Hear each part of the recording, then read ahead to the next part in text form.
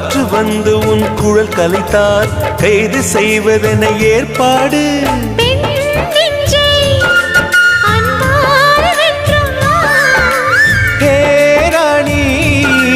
அந்த இந்திரலோகத்தில் நான் கொண்டு தருவேன் நாளொரு பூவீதம்.